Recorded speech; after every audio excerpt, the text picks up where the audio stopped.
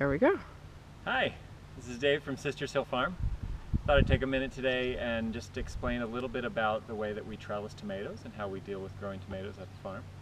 So this is a box that I've created.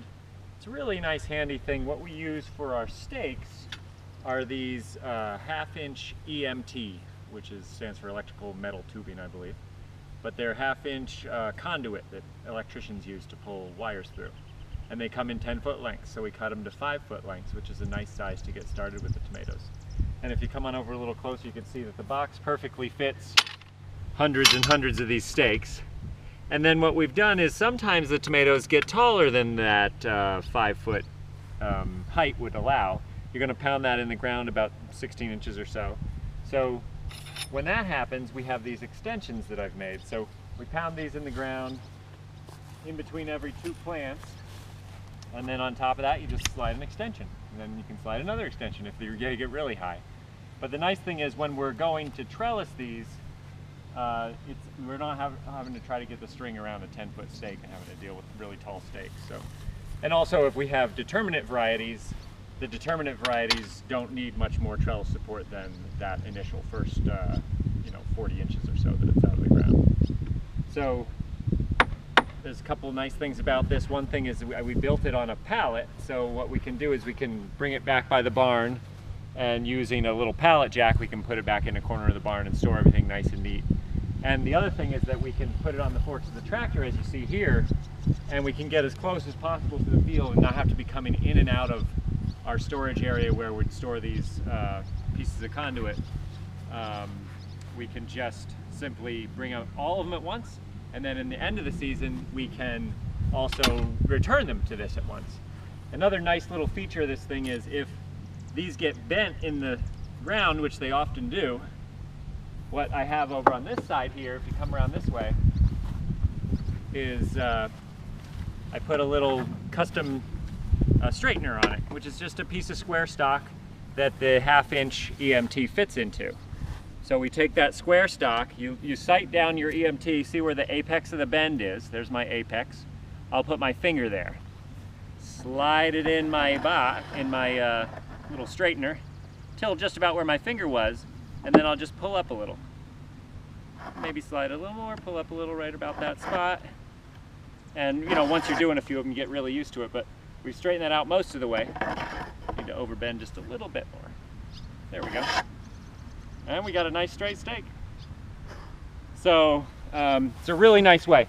So as soon as when you were clearing all the tomatoes at the end of the season, we'd just drive the tractor right up through here and be pulling all the stakes, straightening them out and getting them right put away, which is really, really nice. See, another thing about our tomato system here is that we mulch with straw. Most people use black plastic or something. We don't use any black plastic here at the farm. A couple nice advantages of this and some disadvantages too. One of the advantages is that when we're harvesting, if we're trying to get fruit down low, it's really nice and soft. We have a lot of rocks on the farm. Another advantage is that underneath here it keeps the soil nice and moist and full of earthworms and all kinds of things, and also prevents weed growth obviously too.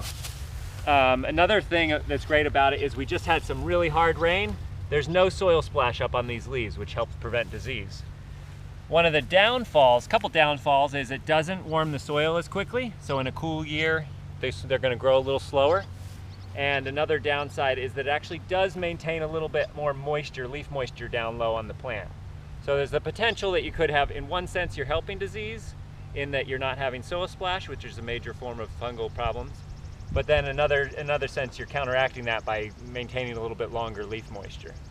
But we like it a lot. We've had really good yields this way, and it works out well. So to tell you a little bit about our stakes, the way they work is, we take a good handful of them, and first thing we're going to do is this is a little rustier on the bottom, so I'll drive it in this way, but just walk along, and every 2 plants we thrust a stake in the ground. 2 plants, thrust a stake. So I would just go up the entire bed like this, thrusting these stakes in. It's really nice and fast, unless you hit some heavy hay there. And the nice thing is we didn't weed these tomatoes once. We just mulched them once they were kind of big. There were already some weeds under here. No problem with that. So we'll come all the way up and then we'll just pound them with the post pounder. Quick couple pounds, get it in deep enough. Soil's nice and moist today, so this only takes a second or two because it's a little softer, easier to penetrate.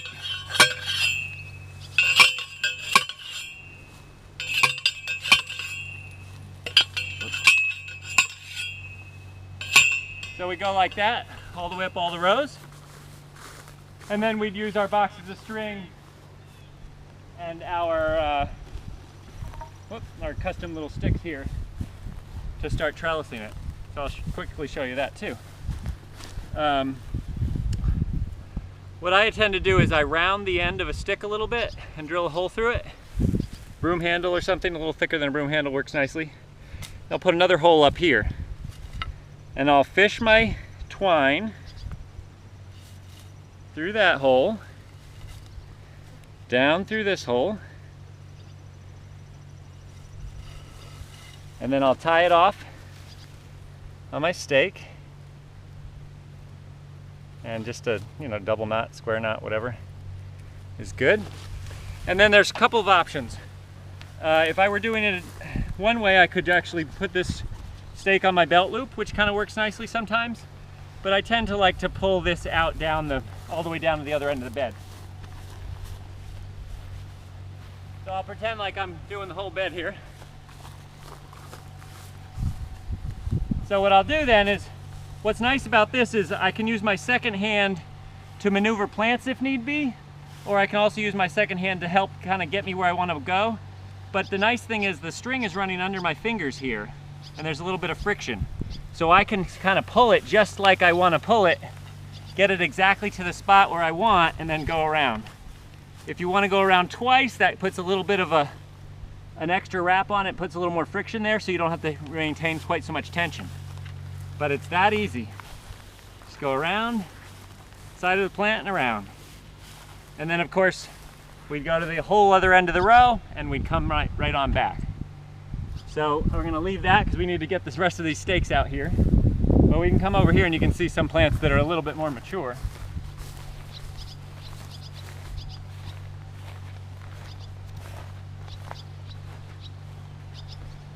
So these are some of our earlier pick your own tomatoes. These are cherry tomatoes.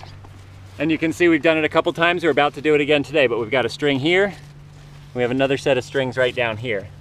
So we've done it twice so far in these plants development, and it's holding them in nice. We don't do it super tight, you can see, because you want good airflow in there. So we got a string over here and this other string is a little bit looser over here. These haven't been pruned at all, so they're pretty bushy. So yeah, another little thing I want to describe here is that sometimes we'll do a cover crop harvest lane in heavy crops like this so that we can get in and down through them. We love to do that with melons, things that we throw in order to harvest. We don't actually throw tomatoes to harvest, but it's a handy thing to do sometimes in places on the farm. So these are going to be pick your own peppers as well for members. So it's nice to have some space where they can walk without trampling crop and having good airflow through here. So that's today's introduction to tomatoes. Hope you learned something new. Have a great day.